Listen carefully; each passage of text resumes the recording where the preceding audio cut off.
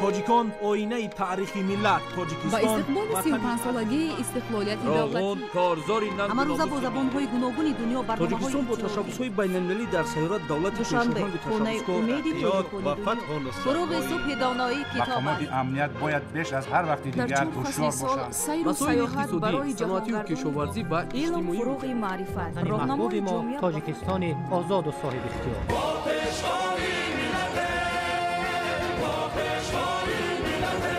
دوست باشید، اتفاق باشید، شکرانه همین دولت کنید، شکرانه همین سرزمین کنید، شکرانه کنید که چنین وطن عزیز و محبوب دارید.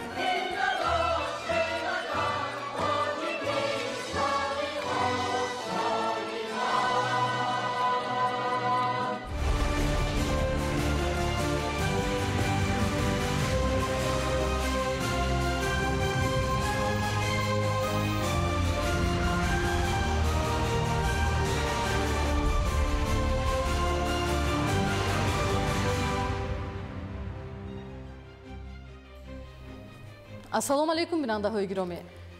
нашри муфассали барномаи иттилоотии ахбор аз телевизиони тоҷикистон мустақиман манзуратон мегардонем. дар бораи иҷлосияи якуми маҷлиси миллии маҷлиси олии ҷумҳурии тоҷикистон даъвати ҳафтум. иҷлосияи якуми маҷлиси миллии маҷлиси олии ҷумҳурии тоҷикистон даъвати ҳафтум 11 апрели соли 2025 соати 10 дар толори иҷлосияҳои маҷлиси миллии маҷлиси олии ҷумҳурии тоҷикистон баргузор мегардад. аъзои маҷлиси миллии маҷлиси олии ҷумҳурии тоҷикистон 10 апрели соли 2025 аз соати 9 то 17 ва 11 апрели соли 2025 аз соати 7 то 9 дар шуъбаи ташкилии дастгоҳи маҷлиси миллии маҷлиси олии ҷумҳурии тоҷикистон ба қайд гирифта мешаванд. телефонҳо 221 98 35 223 19 48. имрӯз раиси маҷлиси миллии маҷлиси олии ҷумҳурии тоҷикистон раиси шаҳри душанбе муҳтарам рустами эмомалӣ дар кушодашавии расмии бинои IT парки шаҳри душанбе ки дар доираи намоишгоҳи ICT Week 2025 баргузор мегардад иштирок ва суханронӣ намуданд. امروز رئیس مجلس ملی مجلس عالی جمهوری تاجیکستان رئیس شهر دوشنبه محترم رستم امامعلی در گشاده‌شوی رسمی بینای آیتی پارک شهر دوشنبه که در دایره نمایشگاه ICT Week 2025 برگزار می‌گردد اشتراک و سخنرانی نمودند. نخست محترم رستم امامعلی از نمایشگاه گوشه‌های تکنولوژی محصولات برنامه‌ای و تکنولوژی‌های اطلاعاتی دیدن نموده با امکانیت‌های رقمی شرکت‌های وطنی آشنا گردیدند. چورابینی مذکور در دایره دستور سپارش‌های پرزیدنت جمهوری تاجیکستان پیشوای ملت محترم امامعلی رحمان راه‌اندازی گردیده قدم استوار بهر رسیدن به هدف‌های خویش در دایره اعلان گردیدن سال‌های 2025-2030 سال‌های رشد اقتصادی رقمی و اینوواسیا محسوب می‌یابد. آیتی پارک دوشنبه سال 2024 در اساس قرار حکومت جمهوری تاجیکستان تأسیس داده شده.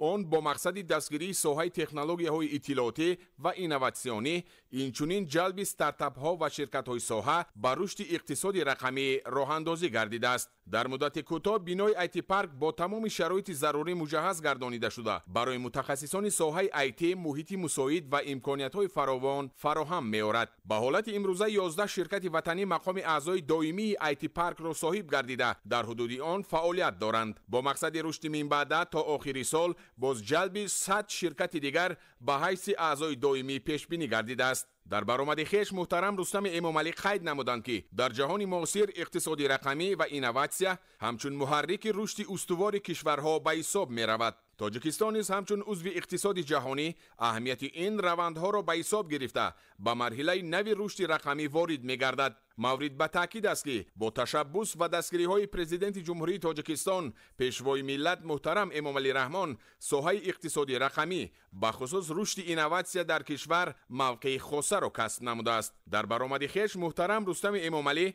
همچنین جهت هرچی زودتر تهیه لایحه مکتب برنامه‌سازی در پایتخت و در مدت کوتاه‌ترین بنیادی آن با مسئولین مقامات شهر دوشنبه دستور و سپارش‌های مشخص دادند. قید کرده شد که در شرایط با سرعت تغییریابی جهان معاصر کشور میتواند در ردیف دولت‌های پیشرفته قرار گیرد که با رشد علم، تکنولوژی و رقمی‌سازی اداره‌کنی توجهی پیوسته ظاهر نموده هم ردیف زمان قدم ماند. از این رو لایحه آموزش فن ذهن صنعی در مؤسسه‌های تعلیمی که تا سال 2026 تطبیق می شود بر رشد زمینه کادری و تشکل نسل رقمی مساعدت می نماید. در این زمینه تطبیق شبکه 5G یکی از افضلیت‌های اساسی به حساب می رود و با دسترسی اینترنت و رشد خدمت‌رسانی‌های رقمی مساعدت خواهد کرد. چاره‌بینی مذکور یکی از مهمترین رویدادها در ساحه رقمی کنونی و اینوواسیا در مملکت به حساب رفته در دایره افتتاح آیتی پارک نو دوام هفته همچنین برگزار گردیدن نمایشگاه‌ها، فورum‌ها، آزمون‌ها، ماستر کلاس‌ها و مذاکرات مربوط به آینده رشد رقمی جمهوری تاجیکستان در نظر داشته شده است. идомаи ахбор. имрӯз дар китобхонаи миллии тоҷикистон дар доираи ҷаласаи 27-уми комиссияи иттиҳоди минтақавӣ дар соҳаи алоқа доир ба танзими спектри радиобасомат ва амадори моҳвораӣ форуми табдили рақамӣ, дурнамо ва роҳҳои ҳал баргузор гардид. намояндагони 19 давлати ҷаҳон дар шаҳри душанбе масъалаҳои муҳими соҳаи алоқаро баррасӣ намуданд. гузориши қамариддин ҳусайнзода. имрӯз дар китобхонаи миллии тоҷикистон ҷаласаи 27-уми комиссияи иттиҳоди минтақавӣ дар соҳаи алоқа доир ба танзими спектри радиобасомат ва мадори моҳвораӣ дар доираи он форуми табдили рақамӣ, дурнамо ва роҳҳои ҳал баргузор гардид. дар ҷаласа намояндагон аз 19 давлати ҷаҳон аз ҷумла Федератсияи Русия, Беларусия, Арманистон, Озарбойҷон, Қазоқистон, Қирғизистон, Ӯзбекистон, Муғулистон, Туркманистон, Афғонистон, Булғористон, Латвия, Литва, Словения ва намояндагони иттиҳоди байналмилалии алоқаи барқӣ иштирок намуданд. масъулини хадамоти алоқаи назди ҳукумати ҷумҳурии тоҷикистон иброз доштанд ки дар асоси татбиқи сиёсати давлатии ҷумҳурии тоҷикистон дар соҳаи алоқа баланд бардоштани сурат ва сифати алоқаи барқӣ дар мамлакат, таъмини пӯшиш радиоии муносибат дар тамоми қаламрави ҷумҳурӣ ба стандартҳои байналмилалӣ ва талаботи ҷомеа мутобиқ намудани соҳаи алоқа ва табдил додани тоҷикистон ба мамлакати транзитӣ дар бозори телекоммуникатсионӣ аз ҷумла ҳадафҳои муҳим мебошад. бо таъкиди иштирокчиёни форум бахши хусусӣ дар бозори телерадиокоммуникатсияи ҷумҳурии тоҷикистон нақши асосӣ дорад. аз 30 ширкату провайдерҳои фаъолияткунанда 29 тои он ба ин бахш рост меояд. мақсад аз ҳимояи фаъолияти давлатӣ дар бахши хусусӣ ба вуҷуд овардани шароити мусоид ва рақобати солим дар бозори телекоммуникатсионӣ мебошад. фароҳам овардани заминаи муносиби рушд ва муосиргардонии фаъолияти ширкатҳои мобилӣ ва провайдерони алоқаи собит яке аз омилҳои муҳим барои боло бурдани сатҳи хизматрасонии алоқаи барқӣ мебошад.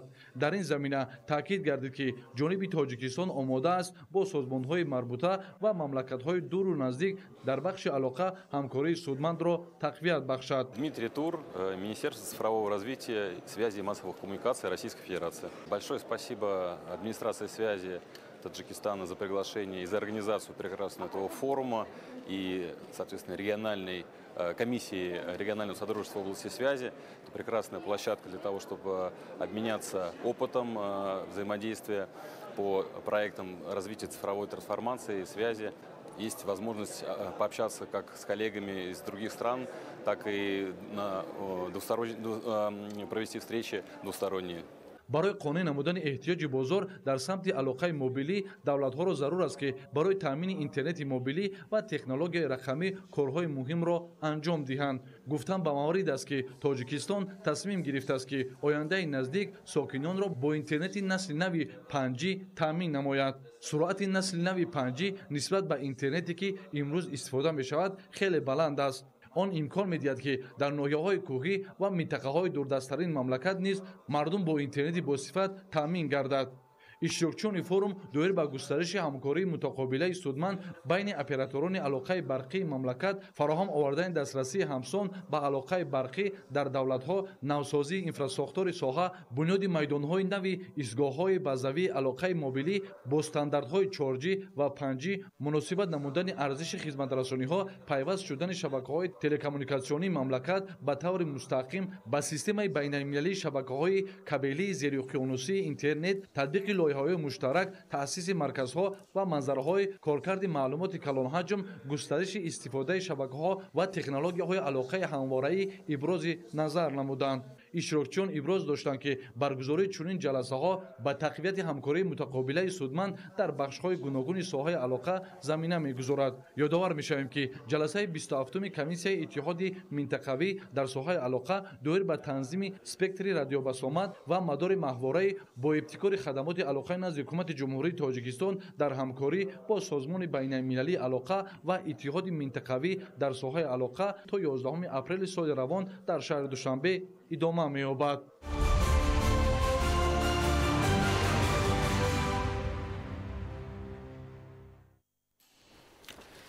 استفاده با ثمر زمین در ناحیه شهر توس امروزها وسیع مشاهده می‌گردد. همین است که ساکنان با مقصد به دست آوردن حاصل فراوان راه و اصولهای منفعت بخش کار خواجگیداری را بیشتر به راه می‌مانند و از نتیجه زحمت خویش منفعت خوبی اقتصادی می‌گیرند.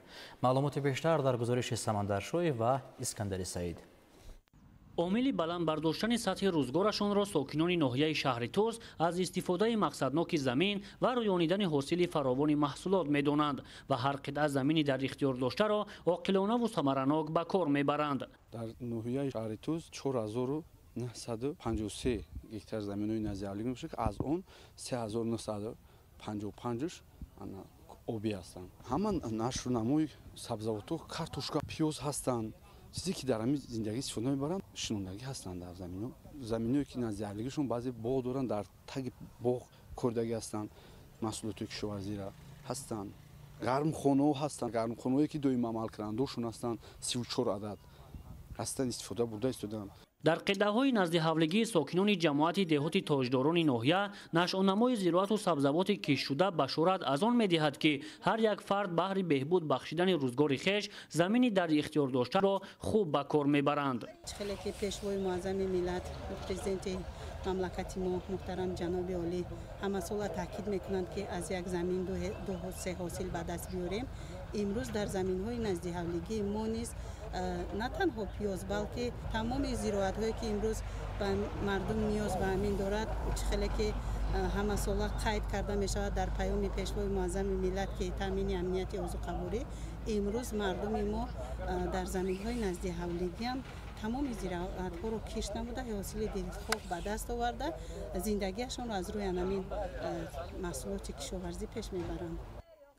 گلبهار شایمردان و ساکن جماعت دهات مذکور در زمین نزد حولگیش که 20 سوتیخ را در بر میگیرد کارتوشکا، پامیدور و دیگر سبزیجات‌ها را کشت کرده است که در حیات روزمره ضرور دانسته می شود. همساله این عائله در چند مرحله در این قطعه‌ها کشت زراعت‌های گوناگون را به راه می‌مانند که هم احتیاجات خویش و هم بازارهای گرد و اطراف را با این گونه محصولات تامین می‌نمایند. ما در زمین ما اینا کارتوشکا کردیم، تربوز، پامیدور، بادرنگ، لوبیا، خربزه کردیم. هر سال حاصل خوب میگیریم. اینا کارتوشکا نویابر دیکابر کردیم بودیم اینا حاصلش خوب شده. زندگی من حساب زمین پیش میبریم. شوقت خوجمقلوف تا چند سال است که کشت سبزیجات بروقتی را در گرمخانه‌های موسمی به راه مانده حاصل آن را اولین شده پیشنهاد بازارها می‌گرداند. جهت منفعت بخش بودن این اصول را دیده قریب که همه مساحت زمین نزد حولگیش را با این طرز استفاده می‌برد. در این شب و روز در گرمخانه‌های او نهالان پامیدور پرورش یافته قسمت از آن در حال حاصل بندی آمده است. ما در زمین شهروند خوجمقلوف شوقت قرار داریم. در نزد حولگی 8 سوتیق زمین دارد. اینا شما دیده استودیتون در 8 سوتیق همگی همش نهال پامیدور پرورش می شود. شما چخیلی دیده استودین اینا گل کدگی این ممکن 5-10 روزده به حاصل می دراید. این جماعت تاجداران دا یکم شده تیار می شود. در مجموع جهت تامین روزگار و بلند برداشتن سطح زندگی همه ساکنان ناحیه قطعه‌های نزد حولگی را پرمحصول استفاده می‌نمایند. سمندر شایف، اسکندر سعید، ناحیه شهر توس، اخبار.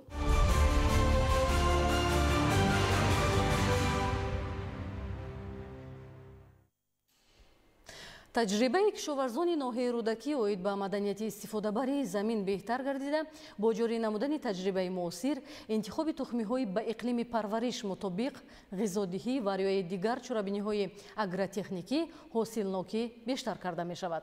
گزارش در این خصوص. از همین گرمخانه یک هکتاره خوجگی دهقانی اسمت جماعت دهات چورگلتپه ناحیه رودکی یک روز در میان تا 1 تن سبزوات بروقتی جمع‌آوری و به بازارهای ناحیه و شهر دوشنبه پیشنهاد می‌گردد. اگر جمع‌آوری تا 1 تن بادرینگ از چینک یکم دوم به دست آمده باشد، بنا به گفته خوجگیداران در روزهای بعدی که پرره بوته‌های بادرینگ به حاصل می‌درآیند، این مقدار 1 برابر افزایش می‌یابد. یکی از بهترین گویم مدنیت استفاده بر زمین این بنیاد هم خیلی گرمخانه زمانه‌ای میباشد که در تمام سال فعالیت می‌نمایند. روز دوم است که جمع‌آوری حاصل بادرینگ بروقتی آغاز گردیده است که در یک روز زیاده از قریب تا 1 تن که چینک اول مثال حاصل کمتر پستر است که در آینده تا 3-4 تن رسانیده می‌شود چینک. در یک روز همین قدر جمع‌آوری کرده طلبات بازار داخله و بازار شهر دوشنبه را اونا شده ایستاده است. رودکی از ناحیه‌هایی میباشد که در آن در برابر خوجگی‌های دهقانی شخصان علاهیده نیز گرمخانه‌ها تشکیل نموده‌اند. فعلا مساحت گرمخانه‌ها در ناحیه رودکی 4.5 گکتار را تشکیل داده، در آینده نیز مساحت گرمخانه‌ها زیاد و روند پرورش سبزوات با استفاده از تکنولوژی معاصر تقویت بخشیده می شود. استفاده عاقلانه زمین‌های نزد حولگی عامل مهم در سمت تأمین اهالی با محصولات خوش‌صفت کشاورزی بوده، برای افزون نمودن حجم محصولات کشاورزی مساعدت نموده ایستاده است. این زمین‌ها خرد میباشند ولی با مهنت پیوسته حاصل دلخواه به دست آمده، اهالی با محصولات خودی تأمین گردیده ایستادند.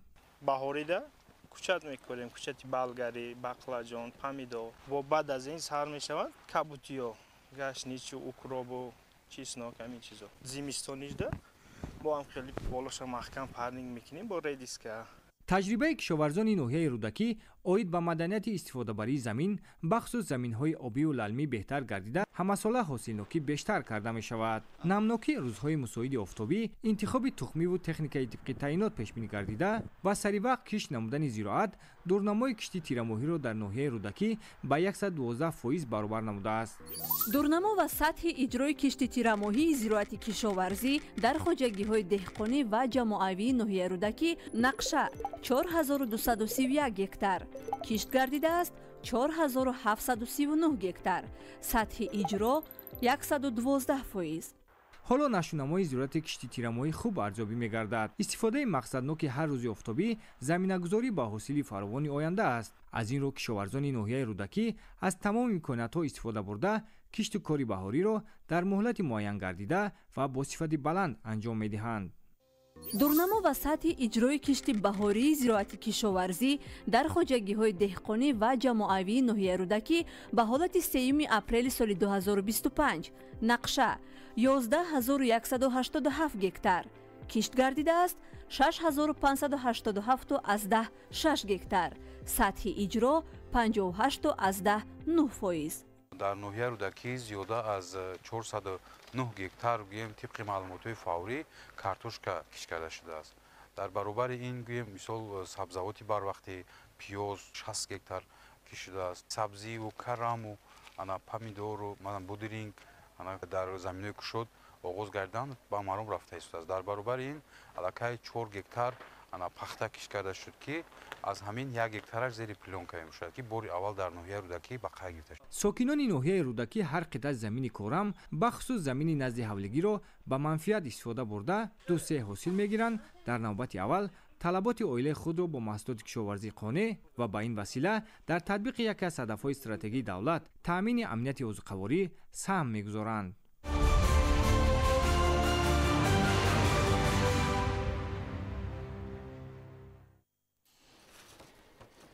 در ناحیه رشت معرکه کشتکاری بهاری آغاز گردید. طبق دورنما سال جاری کشاورزان ناحیه در مساحت 1630 گکتار کارتوشکا کشت میکنند که در قیاس با سال گذشته این نشان داد زیاد است. گزارش ایدیگولی محمود. در ناحیه رشت با مقصد در مهلت معین شده انجام دادن معرکه کشتکاری بهاری و بنیاد باغ‌های نو، اهل زحمت خوجگی‌های کشاورزی نقشه‌های مکمل را راه‌اندازی نموده ایستادند تا زراعت‌ها سری وقت با رعایت قاعده‌های اگرتکنیکی کشت کرده شود.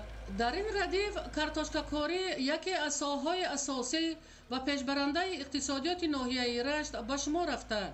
در پرتو دستور و سپارش‌های پرزیدنت جمهوری تاجیکستان، پیشوای ملت محترم امامعلی رحمان با از خودکنی زمین‌های بیکار خوابیده و آبیاری آن میدان کشت و استحصال کارتوشکا افزوده ایستاده است تا از این حساب تامین بازارهای کشورمان با محصولات خوش‌صفت باز هم بهتر و خوبتر گردد. تنها با این مقصد سال جاری با انجام کارهای ساختمانی در جماعت دهات هایید بیش از 100 گکتار زمین‌های تشنه‌لب آبیاری گردیده. بیشتر قطعه‌های این موضع کوهستان برای افزایش کشت کارتوشکا و بنیاد باغ‌های نو پیش‌بینی شده. بدین وسیله با صدها جای‌های نوی کاری مهیا می‌گردد. امروزها در حدود یک قطار جماعت‌های دهات ناحیه رشت با استفاده از تکنیک‌های صحوی شودگار زمین‌ها آغاز گردیده. قطعه‌های موافق برای کشت کارتوشکا آماده کرده می شود. ما حرکت میکنیم که کشت کارتوشکا سریع وقت با انجام رسونیم. نسبت سال گذشته مقصد داریم که کشت کارتوشکا زیاد کنیم. از همه زیاد میدان کشت کارتوشکا قریب 500 گکتار به خواجگی‌های کشاورزی منطقه هایید راست می آید. این است که دهقانان از حاصل سال گذشته برای کشت سال جاری در انبارها به قدر کافی تخم ذخیره کردند تا از این حساب مساحت کشت اساسی باز هم افزایش داده شود. ما در خواجگی کلیدی قلندر محمد 78 گکتار زمین داریم. 78 گکتار زمین 64 گکتار زمینش با نقشه گرفتگیم برای کشتی کارتوشکا امسالش. خب تخم کارتوش میرسد برزویتیش تکنیک‌ها سری وقت هستند.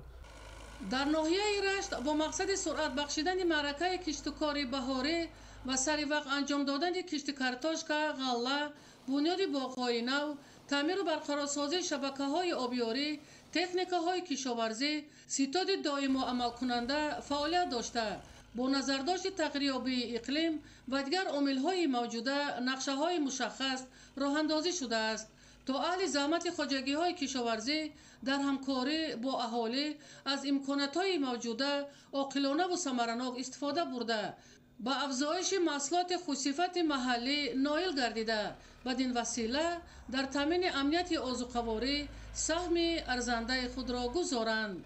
ایدگل محمود، دادرجان میرزازاده برای برنامه اخبار از ناحیه رشت.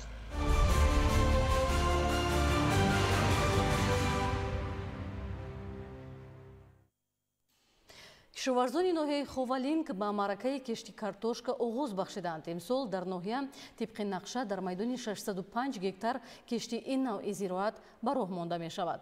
то имрӯз дар майдони беш аз 20 гектар картошка кишт карда шуда хоҷагидорон кӯшиш намуда истодаанд ки нақшаро пурра амалӣ намоянд. тафсилоти бештар дар таҳияи Анваршоҳ Сайдализода. хоҷагидорони ҷомати шаҳрак ва деҳоти ноҳияи ховалинг имрӯзҳо машғули кори саҳро буда талош доранд ки дар баробари дигар номгӯи зироатҳо кишти картошкаро бо риояи талаботи қоидаҳои агротехникӣ ва интихоби тухмиҳои хушсифат сари вақт ба роҳ монанд. ин навбат кишоварзон бо истифода аз боду ҳавои мусоид, интихоби тухмиҳои алусифати ба иқлими ноҳия мутобиқ маъракаи кишти картошкаро оғоз бахшиданд. тибқи дурнамо имсол хоҷагидорон бояд дар майдони 605 гектар замин картошка кишт кунанд. то имрӯз дар майдони зиёда аз 20 гектар замин кишти ин нав зироати кишоварзӣ анҷом дода шуда корҳо дар ин самт мароми тоза дорад. кишоварзон талош варзида истоданд ки ҳарчи зудтар дурнаморо таъмин ва майдони кишти картошкаро нисбати солҳои қаблӣ васеътар намоянд ва аз ин ҳисоб даромади хуби иқтисодӣ низ ба даст оранд. майдони умумии замини кишти ноҳия 6990 гектар ташкил медиҳад. дар ин заминҳо сабзавотҳо, картошка, пиёз, бодиринг, лубёги эмё кишт карда мешавад. айни ҳол бошад кишти картошка оғоз гардида то охири мавсим нақшаи пешниҳод гардида иҷро карда мешавад. ба иттилои масъулон дар ноҳияи ховалинг 2277 хоҷагиҳои деҳқониву кооперативҳои сесолӣ фаъолият менамоянд. дастрасии пурраи тухмиҳои алусифат ва нуриҳои минералӣ рӯҳияи менадӯстии хоҷагидоронро баланд бардошта умед ба гирифтани ҳосили фаровони ин нав зироатро доранд. аз фонди гардиши тухмӣ вазорати кишоварзии ноҳия зиёда аз 20 тонн тухмии нави рескарлек ворид гардидааст ки ба иқлими ноҳия мутобиқ буда айни замон бошад деҳқонон кишт намуда истодаанд. сипосгузорем аз давлату ҳукумати ҷумҳурӣ ва вазорати кишоварзӣ ки ба мо тухмиҳои картошка дастрас менамоянд. хоҷагидорони ноҳияи ховалинг бо дарки муҳимияти истифодаи самараноки ҳар порча замин, рӯёнидани ҳосили хуби зироатҳои кишоварзӣ, фаровонии бозори истеъмолӣ, инчунин саҳмгузорӣ дар таъмини яке аз ҳадафҳои стратегии ҳукумати ҷумҳурии Тоҷикистон амнияти ӯзуқаворӣ талош намуда истоданд ки заҳмати софтилона намуда ба дастовардҳои хуби меҳнатӣ ноил гарданд. Анваршоҳ Сайдализода, Сайҳомиди Шариф, ноҳияи ховалинг, ахбор.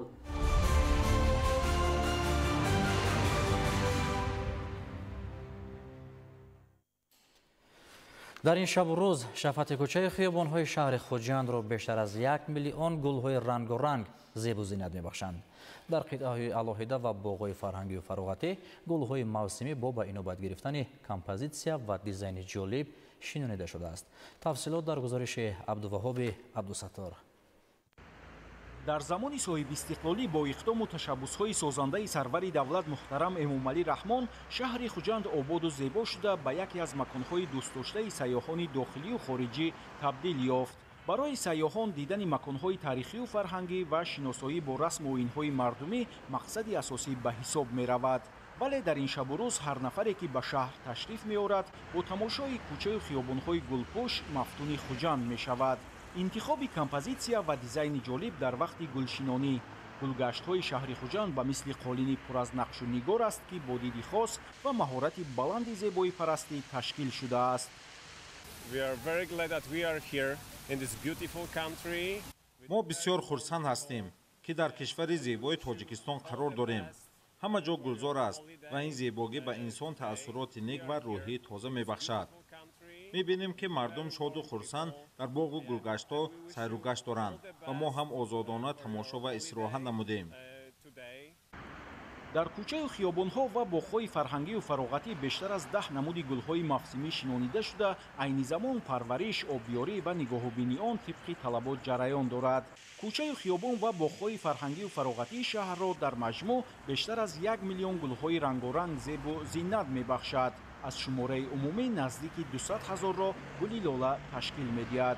امروزها گل‌های لاله قد کشیده و شکفته‌اند و از تماشای آن کس حضور و حلاوت می‌برد.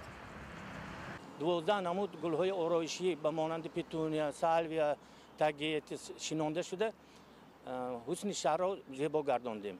اساساً گل‌ها در خیابان اسماعیل سامانی، رحیم جلیل، رفعت حاجی‌یف، مجموعه شاه اسماعیل سامانی، کوچه سردریا شناخته شد.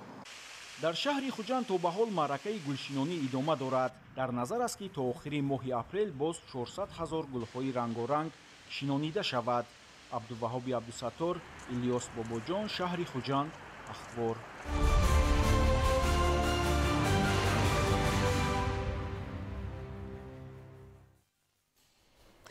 صنعت محرک رشد با مقصد تأسیس جایهای نوی کاری و به راه ماندن استحصال محصولات وطنی در مملکت بر رشد ساحه صنعت توجه خاص ظاهر می‌گردد.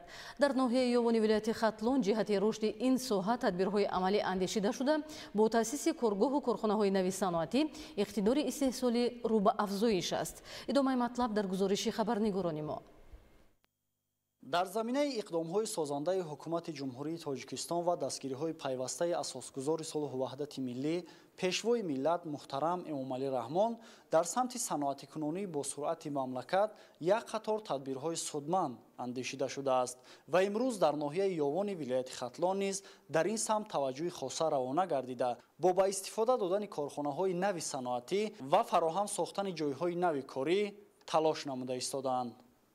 روند با سرعت صنعت کنونی در مملکت با مقصد تامین روزگار شایسته ساکنان و پیدا گردیدن جایهای نوی کاری راه اندازی گردیده امروزها در این سمت تدبیرهای مؤثر اندیشیده می شود. با نظرداشت اهمیت ساحه صنعت در حل مسائل اقتصادی و اجتماعی و تأسیس جایهای نوی کاری اساسگزار صلح و وحدت ملی پیشوای ملت پرزیدنت جمهوری تاجیکستان محترم امامعلی رحمان صنعت کنونی مملکت را هدف 4 ملی اعلان نمودند و ضرور دانستند که تا سال 2003 حصه ساحه صنعت در مجموع محصولات داخلی به 22% رسانیده شود. کارخانه یگانه استحصال کننده کسلات سولفات در داخل جمهوری تاجیکستان می باشد. اقتدار لایحه‌ای کارخانه زیاده از 100,000 تن کسلات سولفات در یک سال. در کارخانه بسیارتر ساکنان محلی در کار جلب شدند و با معاش‌های بلند تامین می‌گردند. ما صاحبکاران مینتدارای خود را به پرزیدنت کشور محترم امامعلی رحمان بیان می‌نماییم که برای صاحبکاران شرایط خوبی کاری مهیا کردند. ноҳияи ёвон ки дар миқёси вилояти хатлон ҳамчун ноҳияи саноатӣ дониста мешавад, дар раванди созандагиҳо баҳри саноатикунонии мамлакат ҳиссаи назаррас дошта, бо сохта ба истифода додани корхонаҳои азими саноатӣ барои муҳайё сохтани ҷойҳои нави корӣ ва баҳри истеҳсоли маҳсулоти рақобатпазири ватанӣ ва инчунин воридодивазкунанда корхонаҳои саноатӣ бунёду мавриди истифода қарор дода мешаванд. мавриди зикр аст ки бо амалӣ гаштани ин ҳадаф дар пешрафти ҳамаи соҳаҳои хоҷагии халқ заминаи хубе фароҳам хоҳад гашт. айни ҳол мо қарор дорем дар яке аз корхонаҳои азими саноатии ноҳияи ёвони вилояти хатлон ки ба истеҳсоли маҳсулоти семент машғул аст ва ин корхона дар якшабонарӯз истеҳсоли 3000 тонн сементро дар бар мегирад.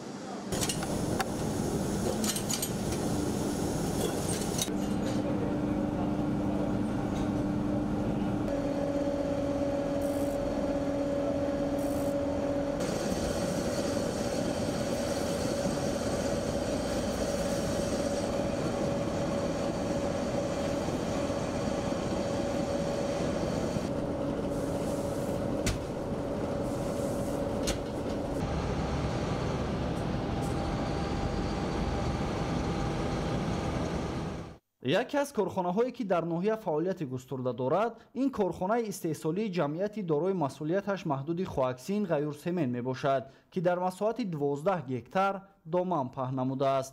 корхона дорои хатҳои истеҳсолии гуногун буда, навъҳои сементи 400 ва 500ро истеҳсол намуда ба бозорҳои дохилӣ ва ба ҷумҳуриҳои Узбекистон ва Афғонистон содирот менамояд. таъкид кардан ба маврид аст ки бо мақсади боз ҳам рушд бахшидани соҳаи саноат дар ноҳияи ёвон, дар амалӣ гардидани ин ҳадафи стратегӣ бо дастгириҳои ҳукумати мамлакат ҳамасола дар ин ноҳия теъдоди корхонаҳои хурду бузурги истеҳсоливу саноатӣ сохта мавриди истифода қарор дода мешавад. масъулини мақомоти иҷроияи ҳокимияти давлатии ноҳияи ёвон дар якҷоягӣ бо соҳибкорони ватанӣ барои иҷрои дастуру супоришҳое ки аз ҷониби ҳукумати мамлакат дар самти бунёди корхонаҳои саноатӣ ва ба ин васила муҳайё намудани ҷойҳои нави корӣ талош намуда истодаанд.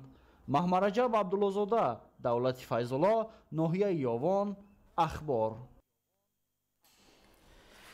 дар шаҳри ҳисур курси омӯзишӣ барои масъулини бахши таблиғотии кумитаҳои иҷроияи ҳизби халқии демократии тоҷикистон дар мавзӯи ҳифзи манфиятҳои миллӣ ва фазои иттилоотӣ оғоз гардид. шунавандагони курси омӯзишӣ давоми 5 рӯз аз навгониҳои бахши таблиғот ва истифодаи технологияи муосир ҳангоми тарғибу ташвиқи ғояҳои давлатдорӣ ва роҳҳои такмил додани таҷриба бархурдор мешаванд. идомаи матлаб дар гузариши Фаридуни Субҳон ва Садриддин Иброҳим. бо ибтикори кумитаи иҷроияи марказии ҳизби халқии демократии тоҷикистон ҷиҳати баланд бардоштани сатҳи тахассус, савияи дониши сиёсӣ, ҳуқуқӣ ва маънавии кормандони ҳизбӣ, инчунин мушаххас намудани самти фаъолияти ташкилотҳои ҳизбӣ дар замони муосир барои масъулини бахшҳои таблиғотии кумитаҳои иҷроияи ҳизби халқии демократии тоҷикистон дар шаҳру ноҳияҳои мамлакат курси омӯзишӣ дар мавзӯи ҳифзи манфиатҳои миллӣ ва фазои иттилоотӣ оғоз гардид. дар ин давраи омӯзишӣ ки дар осоишгоҳи шоҳанбарии шаҳри ҳисор то 11 апрели соли равон баргузор мегардад, кормандони шуъба ва бахшҳои таблиғотии кумитаҳои иҷроияи ҳизби халқии демократии тоҷикистон аз тамоми шаҳру ноҳияҳои ҷумҳурӣ ҷиҳати такмил додани таҷриба ва бархурдор шудан аз тарзи дурусти истифодаи имкониятҳои технологияи замони имрӯза ҷалб карда шудаанд. курси бозомӯзии мазкур имконият медиҳад ки мудирони шуъбаҳои таблиғот ва ташвиқоти кумитаҳои иҷроияи ҳизб дар шаҳру ноҳияи мамлакат аз ҳадафҳои барномавӣ ва оинномавии ҳизб бархурдор бошанд, табодули таҷрибаро ба роҳ монанд ва барои ҳимояи манфиатҳои миллӣ аз ҳама сарчашмаҳое ки қонунгузории ҷумҳурии тоҷикистон муайян кардааст кор бигиранд. ҳадаф аз ташкил ва баргузор намудани курси бозомӯзӣ тақвияти маҳорати касбии кормандони ҳизбӣ, омӯзиши роҳу воситаҳои муосири корбарӣ миёни мардум, беҳтар намудани сатҳу сифати корҳои дохили ҳизбӣ, татбиқи самараноки санадҳои муҳими вобаста ба ҳизб ва дарёфти тарзу усулҳои фаъолияти ҷавобгӯй ба талаботи замони муосир дониста мешавад.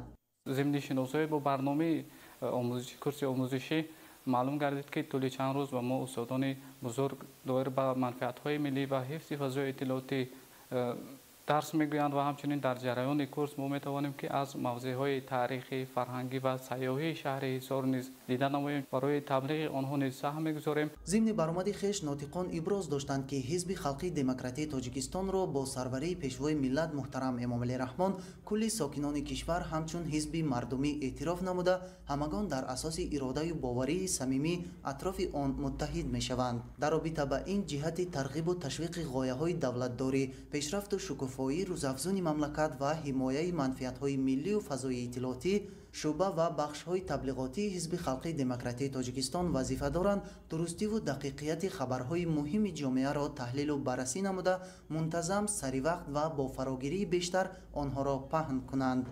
мо насли ҷавонро мебояд ки дар ин замони муосир, дар замони технология ва иттилоот кӯшиш ба харҷ диҳем ки аз ҳар як хабар ва иттилооте ки барои пешрафт ва ободонӣ, инчунин барои сарсабзу хурам гардонидани ватани азизамон ва муаррифӣ гардидани ватани азизамон дар арсаи байналмилалӣ кӯшиш ба харҷ диҳем. агар аз як паҳлу курси омӯзишӣ барои таблиғу ташвиқи манфиатҳои миллӣ ва ҳифзи иттилоот бошад, аз самти дигар тараннуми дӯстӣ ва ҳамдилии мо ҷавонони манотиқи тоҷикистони азизамон мебошад. ҷиҳати дар сатҳи баланд ва натиҷабахш ҷамъбаст гардидани курси мазкур дар асоси барномаи амалии ҳизби халқии демократии тоҷикистон барои солҳои 2025-2030 мавзӯъҳои муҳиму ҳалталаби ҷомеа ба барномаи он ворид шуда, мутахассисони соҳаҳои гуногуни мақомоти давлатӣ барои маъруза ва суҳбату андешаронӣ даъват гардиданд. имрӯз дар ҷомеаи ҷаҳонӣ фазои иттилооти яке аз муҳимияти раванди рушди амнияти кишвар ба ҳисоб меравад ва фикр мекунам ин иқдоме ки имрӯз аз ҷониби ҳизби халқии демократии тоҷикистон роҳандозӣ шудааст айни муддао мебошад ва бовар дорам ки таблиғотчиёни тамоми шаҳру ноҳияҳои ҷумҳурӣ имрӯз аз ин курс он дониши сиёсии худро боз ҳам бештар мекунанд ва баҳри ҳимояи манфиатҳои миллӣ ва ҳифзи фазои иттилооти саҳми худро мегузоранд. ҳамзамон дар асоси барномаи курси бозомӯзӣ баргузории чорабиниҳои сиёсӣ, фарҳангӣ, суҳбату вохӯриҳо, мизҳои мудаввар ва боздид аз ташкилотҳои ҳизбии ҳудуди пойтахт ҷиҳати таҷрибаомӯзӣ дар назар аст. Фаридуни Субҳон, Садриддини Иброҳим, шаҳри Ҳисор. Ахбор.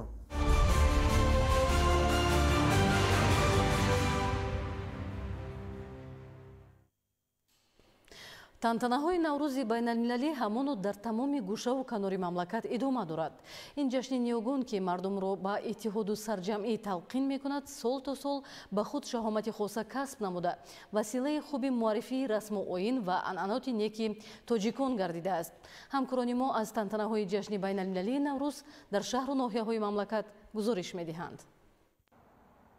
дар Академияи Миллии илмҳои Тоҷикистон ба муносибати ҷашни байналмилалии Наврӯз маҳфили илмию фарҳангӣ доир шуд. Зикр гардид ки аз баракати соҳибистиқлолии Тоҷикистон ва сиёсати хиратмандонаву фарҳангпарваронаи президенти ҷумҳурии Тоҷикистон пешвои миллат муҳтарам Эмомалӣ Раҳмон ҷашни Наврӯз бо тамоми расму суннатҳои дерини худ эҳё шуда дар Тоҷикистон ва берун аз он бо шукӯҳу шаҳомати хоса таҷлил мегардад. азамати гузаштаи тоҷикон бори дигар дар ҷумҳурии мустақили тоҷикистон эҳё шуд. имрӯз тоҷикҳо ва ҳатто форсизабонҳое ки дар гӯшаи дунё ҳастанд ифтихороти худа бештар дарк мекунанд, ба ӯ меболанд ва ба ӯра қадр мекунанд. ва яқинан тарҷумаи шоҳнома ва ҳамчунин осори дигае ки аз бузургои мо буд ҳамагӣ ба сирилик баргардонда шуд ва барои мардум тавзеҳ шуд, ё худиш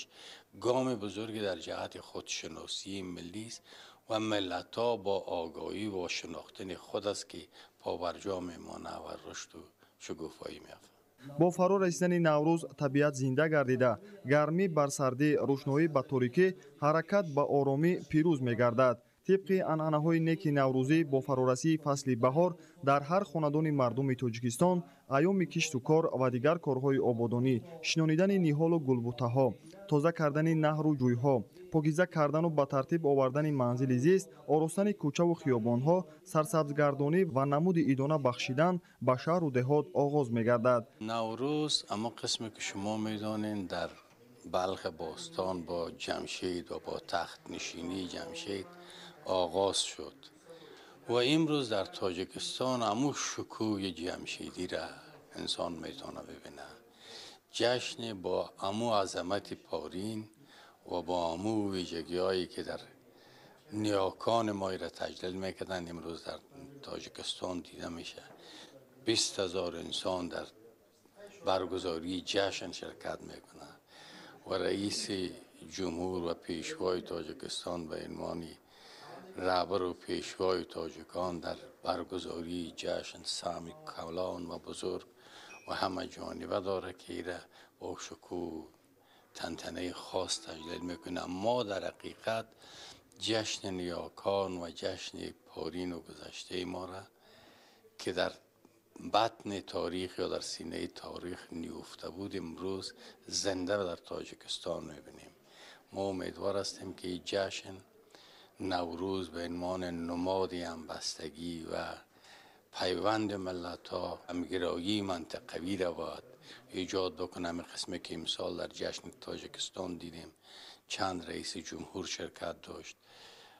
солҳои шавад ки ҳавзаи тамаддунии наврӯз با هم کنار بیان و نوروز یکی از افتخارات ویژه خاص تاجیک‌ها در است که نوروز به نام نوروز این نام تاجیکی و در سراسر دنیا با نام نوروز تجلیل میشه زبان ما فرهنگ ما که نوروز هم زاده فرهنگ و نیاکان ماست همگانی شده و جهانی شده و جای افتخار و شادمانی برای ما و ملت تاجیک است. گفته شد که نوروز یادگاری بی‌نظیر نیاگان خلق تاجیک بوده.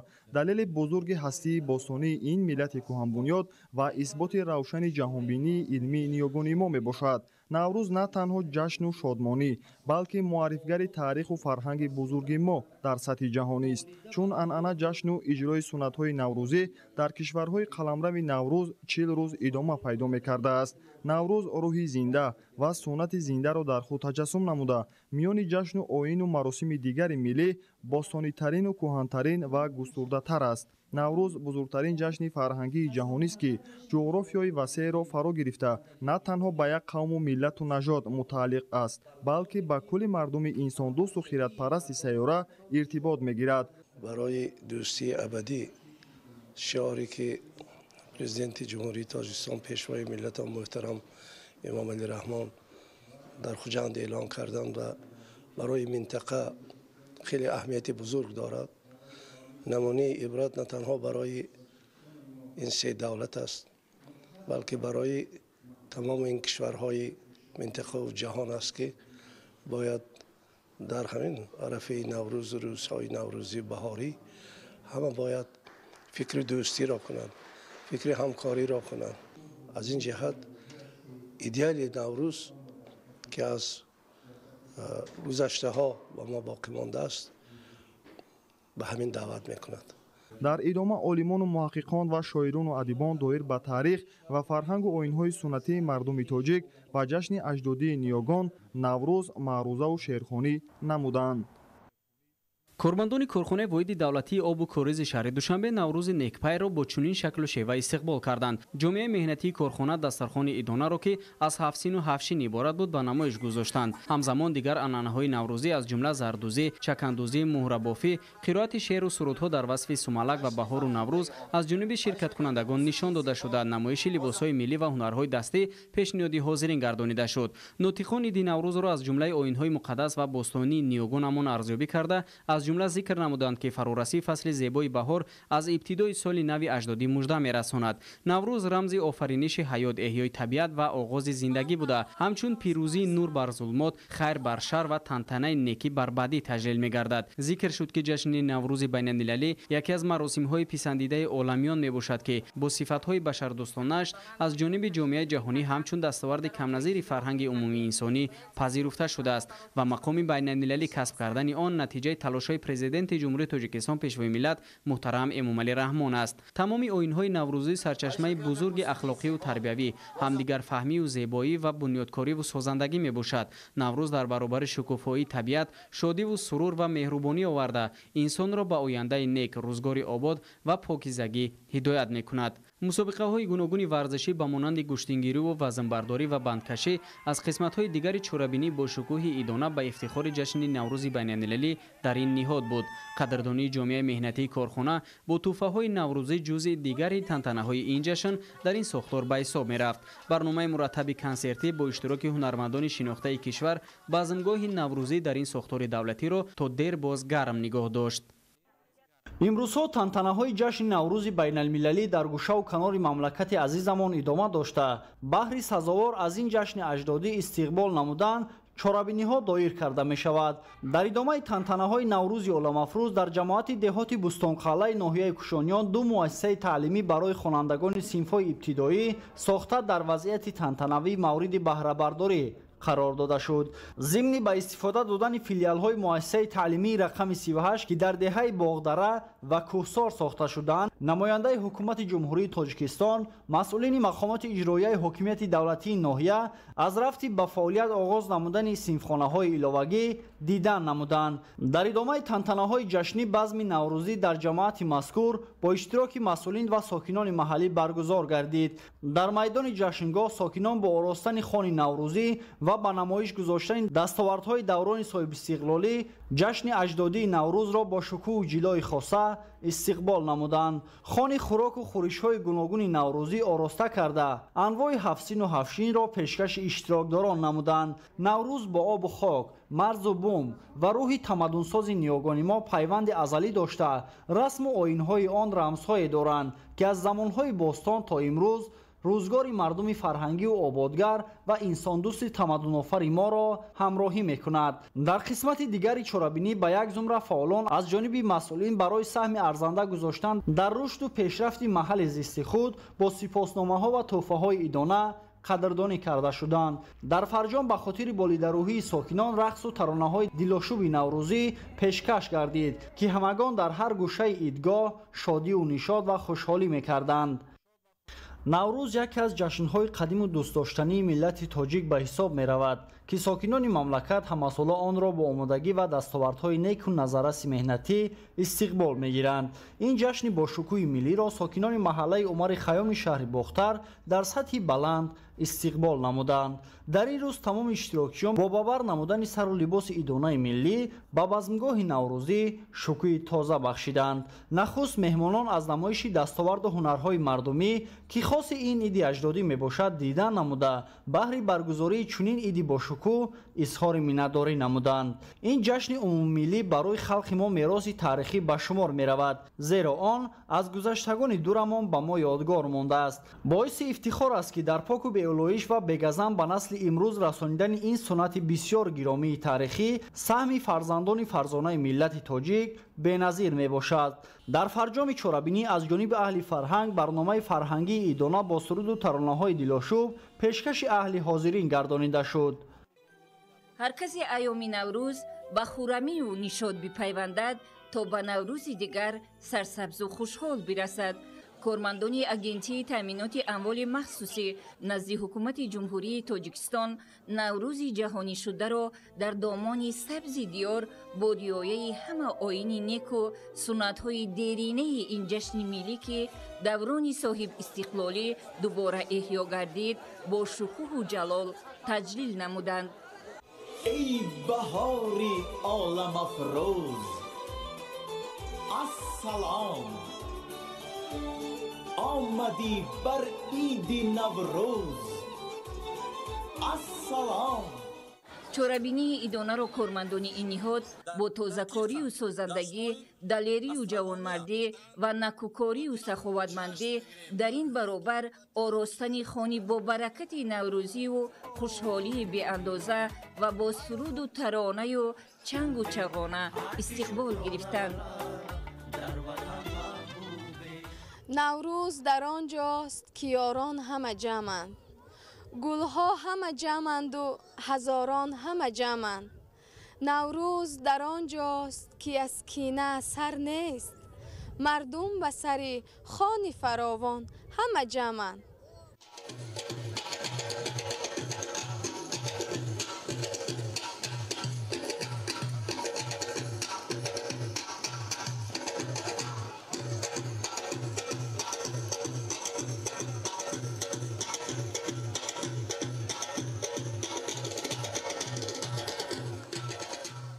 همچنین جهت نشان دادن دلیری و شجاعت و مردانگی بین افسران و سربازان مسابقه های گوناگون ورزشی برگزار گردید که به خاطر هوسمندی غالبان با تحفه های خاطروی سرفراز گردانیده شدند. در برابر این از ثمر مهنت خواجگی های یاری رسانی زیرتابه اگنتی طعام های گوناگون ملی که خاصی نوروز و بهار است آماده و پیشنهادی اشتراکداران گردید. برنامه فرهنگی ایدانه که ترانمگری بهار و زندگی و شادی و نشاط بود انجام بخش این بزم جمشیدی گردید که زیر آسمان صاف و بی‌غبار در دامن سبز طبیعت افسران و سربازان و جمع کارمندان این نهاد با شکرگزاری از آرامی و سرسبزی وطن آباد و آسوده فرح و شادمانی کردند. در دایره تجلیل از جشن نوروز در ناحیه لخش 3 انشاءات خدمترسانی مورد استفاده قرار گرفت. در دهه پیلدون تالار نوی ورزشی، در نزد مؤسسه تعلیمی رقم 26 دهه دمرسازان آشخانه برای خوانندگان و در دهه لخش بالا مرکز خدمترسانی افتتاح شد. انشاءات نو در دایره تطبیق نقشه چاره‌بینی‌های جشن 35 سالگی استقلال دولتی از جانب مقامات اجرایی حکومت دولتی ناحیه لخش و ساکنان و صاحبکاران ساخته شده است. این تدبیر مهم و مورد استفاده قرار گرفتن انشاءات نو در دهه‌های پیلدون، لخش بالا و دمرسازان برای بهبود شدن امکانیت‌ها در ساحه‌های معارف و ورزش و خدمترسانی مساعدت می‌کند. جشن نوروز در ناحیه لخش با معرفی امکانیت‌های تکنیکی، پیشنهاد دستاوردهای استحصالی در سال 2024 و معرفی نقشه‌ها برای سال 2025 آغاز گردید. ناحیه لخش بلندکوه است و احیای طبیعت، گلکنی درختان و کشتی بهاری اکنون آغاز می‌گردد. تکنیک پورا در خط تیار گذاشته شده است و هدف مهنتکشان بعد تجلیل جشن نوروز سری وقت انجام دادن شودگار و کشتی بهاری ارزیابی می‌شود. اقلیم و آب و خاک ناحیه لخش برای استحصال کارتوشکا و میوه موافق است. با نظر داشته همین هدف مهنتکشان با اجرای سریوقتی سپارش‌های حکومت کشور انجام کارهای صحرایی و زمینه‌گذاری برای گرفتن حاصل بلند در سال 2025 روانه کرده شده است. اینچنین نوع و نمود تخمه سبزوات و غله‌دانگی‌ها که در شرایط ناحیه لخش از آن گرفتن حاصل بلند امکان پذیر است معرفی کرده شد. ضمن صحبت و تبادل تجربه بین کشاورزان گفته شد که کارکرد با صفت خاک، رعایت مهلت کشت، انتخاب تخمه‌های موافق به محل پرورش، مهنت پیوسته و رعایت طلبات برای نگاهبین رستنی از موفقیت اساسی مهنتکشان برای گرفتن حاصل بلند زراعت در ناحیه لخش محسوب می‌یابد.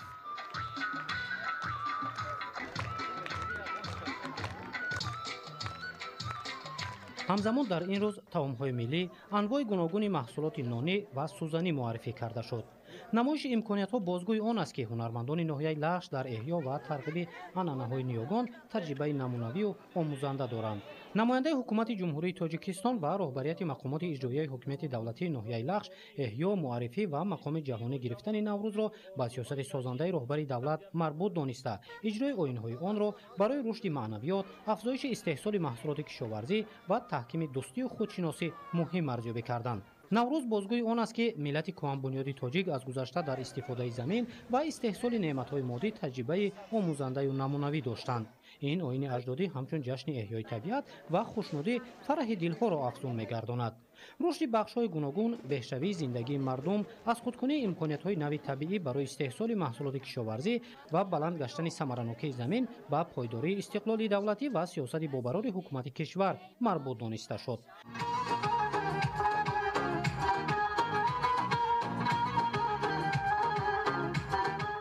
در همین روز برنامه مکمل فرهنگی از جانب اهل هنر ناحیه لخش پیشنهاد حاضرین گردانیده شد. در مسابقه گوشتین ملی به همین مناسبت پهلوانان و هواداران ورزش اشتراک نمودند. در ادامه تنتنه‌های جشنی با مناسبت جشن بین‌المللی نوروز در جماعت دهات نورین ناحیه یوم برنامه رنگین فرهنگی فراغتی برگزار گردید.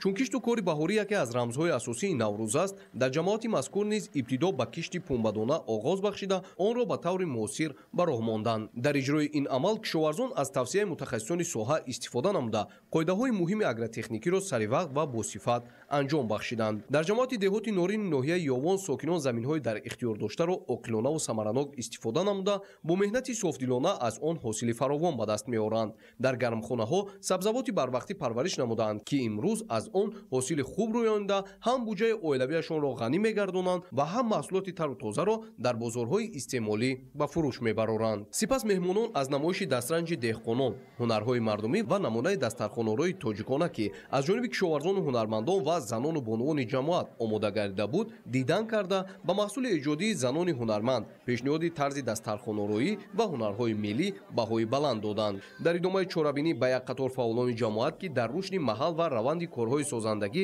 ба муносибати ҷашни 35-солагии истиқлоли давлатӣ саҳм гузоштаанд, сипосномаи мақомоти иҷроияи ҳокимияти давлатии ноҳияи ёвон тақдим карда шуд. пас он барномаи рангини фарҳангӣ фароғатӣ иборат аз суруду таронаҳои ватандӯстона, инъикоскунандаи наврӯзу баҳор ва дӯстиву ҳамбастагӣ буд, аз ҷониби аҳли санъат пешниҳоди меҳмонону иштирокдорони чорабинӣ карда шуд. дар идомаи тантанаҳои ҷашни наврӯзи байналмилалӣ сокинони ҷамоати деҳоти файзи истиқлоли ноҳияи вахш бо вусъати корҳои саҳроӣ ва ободониву созандагӣ ин ҷашни зебои ниёгонро бо шодиву нишод таҷлил намуданд. воқеан ҳам наврӯз дар фарҳанги мо тоҷикон рӯзи нав, рӯзи зиндагии нав, рӯзи шодӣ, рӯзи адлу эътидол, рӯзи бахшоиши гуноҳҳои якдигар ва рӯзи оштӣ аст. дар ҷашнгоҳи наврӯзии сокинони ҷамоати деҳоти файзи истиқлоли ноҳияи вахш расму оинҳои хоси наврӯзӣ ба монанди оростани хони ҳафтсину ҳафтшин, омода кардани суманак ва дигар таомҳои баҳорӣ дида мешуд, ки аз муҳаббати сокинон нисбат ба ин ҷашни аҷдодӣ дарак медод. дар даврони соҳибистиқлолии мамлакат наврӯз шукӯҳу ҷалоли тоза пайдо кард ва боиси ифтихори мо миллати тоҷик аст, ки бевосита бо ташаббуси президенти ҷумҳурии Тоҷикистон, пешвои миллат муҳтарам Эмомалӣ Раҳмон ва дастгирии давлатҳои ҳавзаи Наврӯз ин ҷашни бузург байналмилалӣ гашт. мо тоҷикон ин ҷашнро ҳамчун мероси муқаддастарини ниёгон ва ҷашни покиву зебоӣ ва баҳору эҳё зиёда 3 сола аст, ки дар марҳилаи нави таърихи худ, яъне дар шароити истиқлоли давлатӣ дар даврони созандагиву бунёдкориҳо ва рушди устувор таҷлил менамоем. халқҳо ва мамлакатҳои ҷаҳон дар заминаи расму оинҳои наврӯзӣ роҳи сулҳу ҳамкорӣ ва ҳамзистии осоиштаро пеш гирифта, муносибатҳои дӯстиву мусолиҳатомезро дар саросари ҷаҳон таҳким мебахшанд. сокинони 10 ҷамоати деҳот ва 22 кумитаи маҳаллаи шаҳри Истаравшани Бостонӣ ҷашни умумимиллии Наврӯзро бо рӯҳияи идона ва суннатҳои хоси аҷдодӣ таҷлил менамоянд. имрӯз шодию хурсандии сокинони ҷамоати деҳоти Гулисурхи шаҳри Истаравшан ҳадду канор надошт, зеро сокинони меҳнатқарини шаҳраки Ваҳдат ва 17 деҳаи дигари тобеи ҷамоати деҳот иди Наврӯзи Хуҷастапайро бо шукргузорӣ аз фазои сулҳу суботи саросарӣ ва бо амалисозии анъанаҳои неки ниёгон қайд намуданд. қобили зикр аст, ки дар майдони баргузории ҷашни Наврӯз аҳолии фарҳангпарвари шаҳраки Ваҳдат ва 17 деҳа бо дастовези идона омада ҳамчунин маҳсулоти ҳунармандӣ ва фарҳанги либоспӯширо ба намоиш бароварданд. дар ин фазои идона занону бонувони чирадасту катбонуҳои хушсалиқа бо омода намудани хӯрокҳои миллӣ дастархони идонаро бо нозу неъматҳои ҳафтсину ҳафтшин зеб доданд. дар гӯшаи дигаре духтарон ба пухтани хӯроки асосии наврӯзӣ суманак машғул гардида дар атрофи деги суманак шодии хешро тараннум месохтанд. гуфта шуд, ки ҷашни Наврӯз як бахши ниҳоят қадимаи фарҳангии тоҷикон маҳсуб ёфта, мардумони ориёӣ дар масири таърихи зиёда аз 6000 сола бо як ҷаҳон орзу ва таманниёт ҷиҳати беҳбудии рӯзгор ва сафои бахти сафеду осоиштагӣ аз гузашта то имрӯз бо як силсила маросимҳои хоси суннатӣ бо дабдаба ва зебоиҳову нафосати баҳорона ин ҷашни фархундаро таҷлил менамоянд. сокинони ҷамоати деҳоти Гулисурх низ бо таҷлил аз ҷашни Наврӯз анъанаҳои неки қадимаро бедор сохта, бо шодиву сурур, ваҳдату ҳамдилӣ, байту ғазалхонӣ ва рақсу бозӣ фазои идонаи имрӯзаро рангину гуворо сохтанд.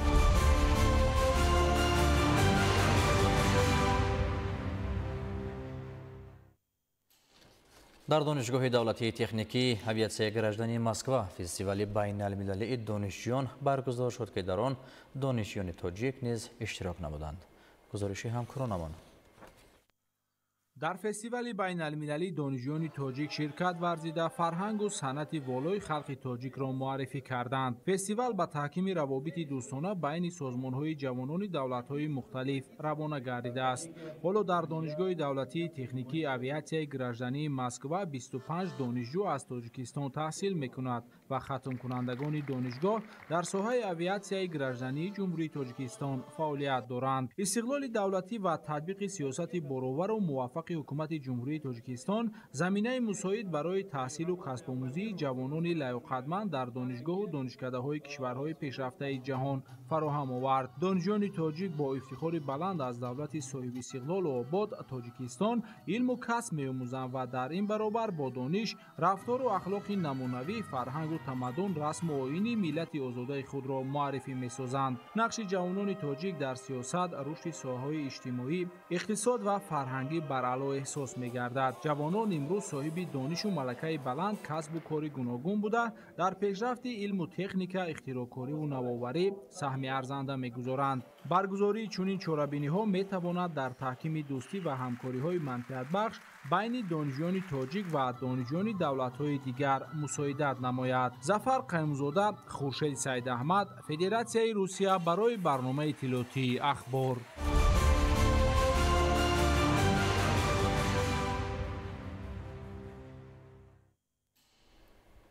در ناحیه دروازه بخشیده به روز جهانی فوتبال مسابقه ورزشی بین خوانندگان مؤسسه‌های تعلیمی آغاز گردید که در آن 12 دسته شرکت می‌ورزد.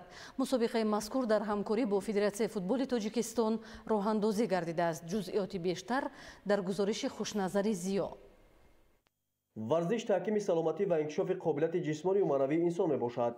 در ناحیه دروازه ولایت مختار کوهستان بدخشان با دستگیری حکومت مملکت امروزها برای تامین عمومیت تربیت جسمانی برای جوانان و نورسان تمام شرایط فراهم آورده شده. جوانان ناحیه در شرایط خوب و زمانوی با آب و تاب بدن و مسابقه‌های ورزشی مشغول میباشند. بازی فوتبال یک از راه‌های بهترین بهداشت سلامتی و ترغیب طرز حیات سالم، اینچنین مهمترین وسیله متحدسازی خلق و ملت‌های گوناگون میباشد. در دوره چاره‌بینی‌ها بخشیده به اعلام گردیدن 25 می همچون روز جهانی فوتبال، مسابقه عاید به فوتبال میان نورسان و جوانان برای دریافت جام رئیس ناحیه دروازه آغاز گردید. قبول قدم‌های مخصوصی مجمع عمومی سازمان ملل متحد، دستگیری یافتن تشبث نوی تاجیکستان وابسته به اعلام گردیدن 25 می همچون روز جهانی فوتبال دلیل واضح اعتراف تاجیکستان همچون کشور تشبثکار در رشد ساحه ورزش در عرصه بین‌المللی میباشد. همزمان در این روند با دستگیری و تلاش‌های پرزیدنت اساسیاسیون فوتبال آسیای مرکزی، رئیس مجلس ملی مجلس عالی، رئیس شهر دوشنبه محترم رستم امامعلی، تا چند سال اخیر مسابقه‌های فوتبال سطح بین‌المللی در کشور عزیزمان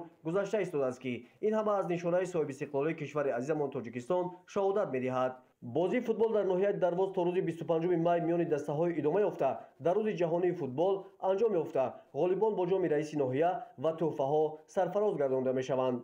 مورد به ذکر است که در حدود ناحیه دروازه دسته مخصوصی فوتبال بازان با نام کران فعالیت نموده به همه تجهیزات‌های لازمه و میدان خوبی ورزشی تامین بوده برای باز هم تقویت بخشیدن این ساحه ورزش تلاش می‌ورزند. خوشنظر زیان ناحیه دروازه برای برنامه اخبار.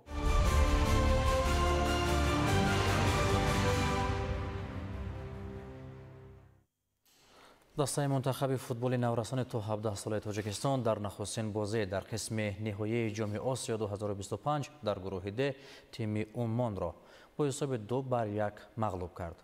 بازی دور اول گروه د بین دسته‌های منتخب نورسان تاجیکستان و عمان 5 اپریل در ورزشگاه شاهزاده عبدالله شهر جده برگزار شد. شرح بیشتر در تهیه رحمت شاه عابد. دسته منتخب فوتبال نورسان تا 17 ساله تاجیکستان در نخستین بازیش در قسم فینالی جام آسیا 2025 در روی د منتخب عمان را با نتیجه 2-1 مغلوب کرد. بازی دور اول گروه د میان دسته‌های منتخب نورسان تاجیکستان و عمان شب سه‌شنبه 5 اپریل در شهر جده برگزار شد. بازیگر منتخب تاجیکستان ظریف زاده در دقیقه 3 حساب را شد. پس از 8 دقیقه محمد المشیخی حساب را برابر کرد. گل دوم دسته تاجیکستان را نرزولا اشورالیزاده در دقیقه 49 به ثمر رساند. بازی دیگری دور اول در گروه د بین دسته‌های منتخب نورسان ایران و کره شمالی با نتیجه 1-1 خاتمه یافت. با گل در دقیقه 8 زده بازیگر کره چوی چون مهدی соҳаннеҳ дар дақиқаи 24 посух дод. рақибони мунтахаби наварсони тоҷикистон то 17 сола дар гӯи де дастаҳои Эрон, Умон ва Кореяи Шимолӣ мебошанд. футболбозони навраси тоҷик бозии дуввумашонро дар ҷоми Осиё 2025 рӯзи сешанбе 8 апрел соати 20 бо вақти душанбе дар шаҳри Ҷидда бо ҳамсолони худ аз Кореяи Шимолӣ баргузор мекунанд. дар бозии дигари ин гурӯҳ 8 апрел соати 20 бо вақти душанбе дар шаҳри Ҷидда дар варзишгоҳи Шоҳзода Абдуллоҳ дастаҳои Умону Эрон рӯбарӯ мешаванд. баъд аз анҷоми марҳилаи гурӯҳӣ аз ҳар гурӯҳ ду дастаи беҳтарин ба даври чорякниҳои ҷоми Осиё 2025 рохат мегиранд. ҳамаи иштироккунандагони даври чорякниҳоӣ соҳиби рохат ба чемпионати ҷаҳон 2025 мегарданд, ки ин бозиҳо аз 5 то 27 ноябр дар Қатар доир мегардад.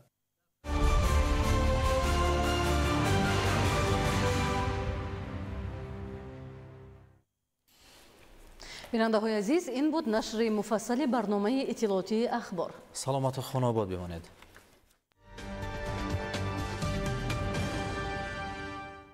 салом бинандагони гиромӣ, шуморо бо вазъи ҳавои мамлакат барои пагоҳ 8 апрели соли 2025 шинос менамоем. мутахассисони агентии обу ҳавошиносии мамлакат иттилоъ медиҳанд, ки дар вилояти мухтори кӯҳистони Бадахшон ҳавои тағйирёбанда пешгӯӣ шуда ҳавои бебориш дар назар аст. ҳарорати ҳаво дар ғарби вилоят шабона 5 дараҷа гарм, рӯзона 10-15 дараҷа гарм мешавад.